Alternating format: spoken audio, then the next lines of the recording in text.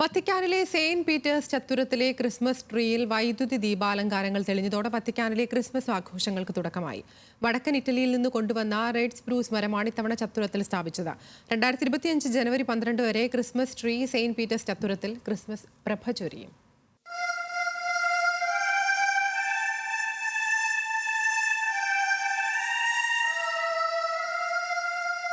John Paul രണ്ടാമൻ മാർപ്പാപ്പയുടെ കാലം മുതലാണ് സെന്റ് പീറ്റേഴ്സ് ദേവാലയത്തിന് മുന്നിൽ ചത്തുരത്തിൽ ക്രിസ്മസ് ട്രീ ഉയർത്തുന്ന പതിവ് തുടങ്ങിയത്. വടക്കൻ യൂറോപ്യൻ രാജ്യങ്ങളിൽ നിലനിന്നിരുന്ന സമ്പ്രദായത്തെ കടമെടുക്കുകയായിരുന്നു അദ്ദേഹം.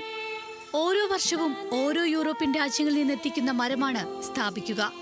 ഇത്തവണ ഇറ്റലിയിലെ ആൽപൈൻ പ്രവിശ്യയിലെ ട്രെന്റോയിൽ നിന്നാണ് ക്രിസ്മസ് മരം എത്തിച്ചത്.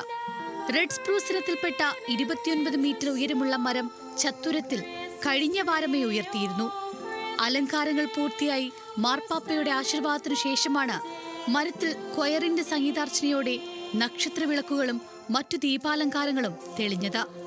5000-ലധികം LED ബൾബുകൾ മരത്തിൽ വിതാനിച്ചിട്ടുണ്ട്.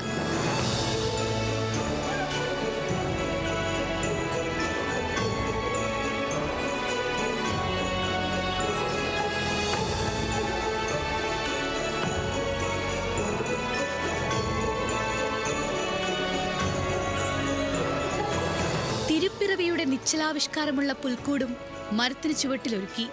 ഇറ്റലിയിലെ ഗ്രാഡോ നഗരത്തിലെ പരമ്പരാഗത മത്സ്യത്തൊഴിലാളികളുടെ കുടിലിന്റെ മാതൃകയിലാണ് ഇത്തവണത്തെ പുൽക്കൂട്.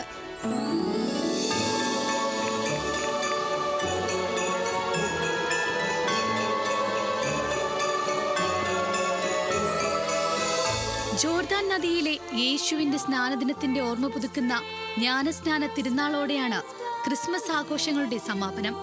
ക്രിസ്മസിന് ശേഷമുള്ള 3-ാം ഞായറാഴ്ചയായ ജനുവരി 12 വരെ ക്രിസ്മസ് ട്രീയും പുൽക്കൂടും ചത്തുരത്തിൽ തുടരും. International desk, news Malayalam.